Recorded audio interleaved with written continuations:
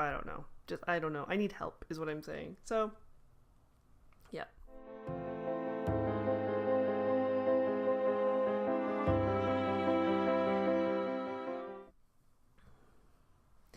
Hello everyone, Samantha here. I just thought I'd do a quick video because I have some thoughts that may not really translate well to Instagram or Twitter. So I'm just going to be here rambling on YouTube. If you follow me on Instagram, you might remember that I've been reading Middlemarch for a little while. A couple weeks, I think. Maybe slightly more. It feels like forever. And, okay, I think I should probably discuss my history with George Eliot because there's a history. A little background about me as a reader. I really enjoy classics. I have just some Jane, I'm just looking at my bookshelf now. I've got some Jane Austen, some Charles Dickens, Thomas Hardy. Used to be my favorite author ever, by the way. Not so much anymore, but, various Brontes, the usual.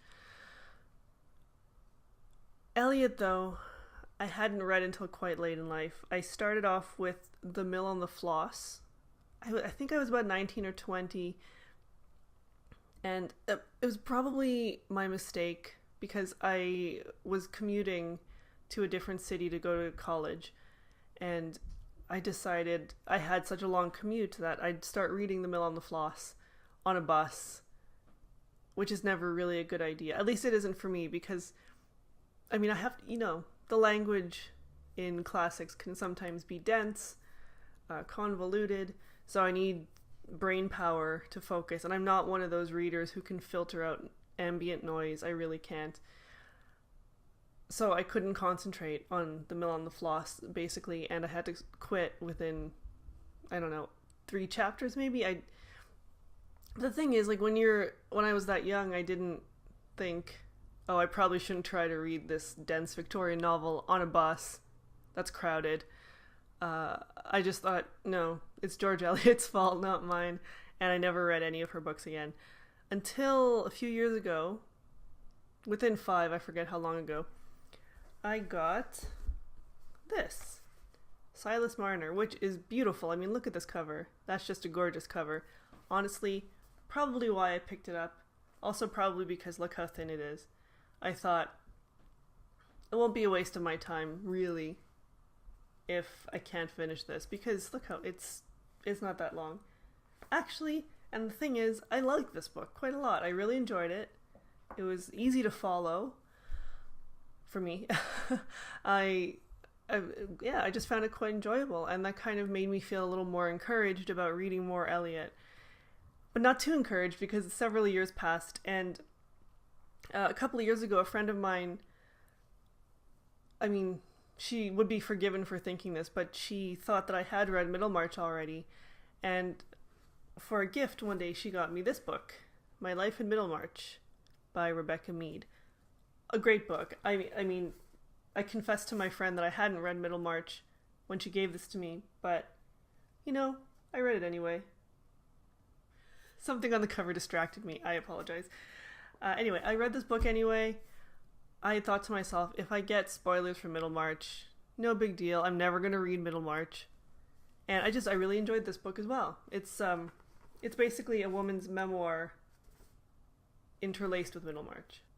The book plus her own life, and it's just a really interesting book. It's a really interesting way of writing a book, I think. As a writer, I found that quite neat. So I enjoyed it, and then I thought, okay, Sammy, you can't read this book and not read Middlemarch. You just have to. And she made it sound really great. I know Middlemarch is great. Everyone says it's great, and I trust them. So a couple weeks ago, I started to read it. Right now, I'm on page 130, which is a few pages into book 2. I didn't know this book was divided into other books, you guys. But look how big it is. And look at my sad bookmark right there. I don't know. I'm finding it difficult is what I'm saying here.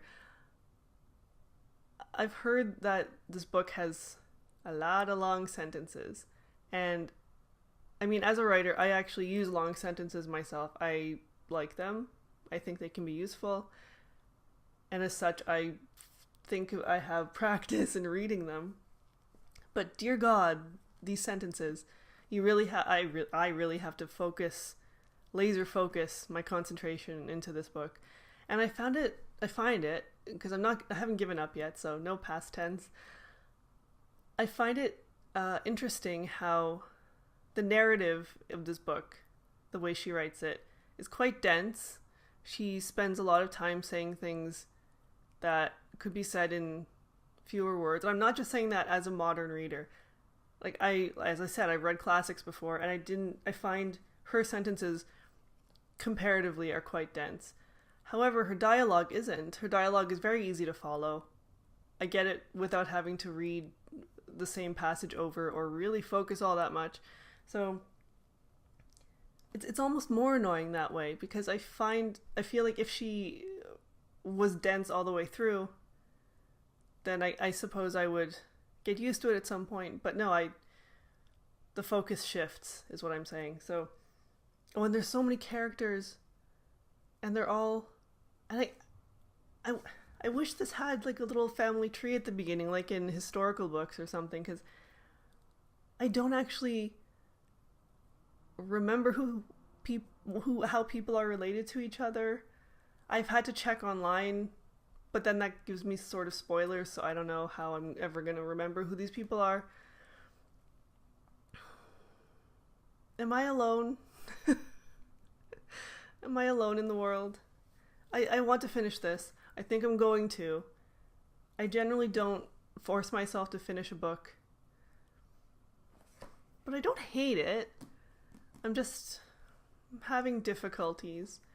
And I think I just wanted to share that. I suppose I'm not generally a fast reader. Depends on the book. But generally speaking, I kind of take my time a little, just how I am. And when a book is that thick, I feel especially pressured to not do that. So maybe that's part of it too. I don't know. Guys, I have lots of Middlemarch thoughts, and this is my not review of Middlemarch, and hopefully I'll finish it by the end of the year. I don't know. Yeah. Wish me luck.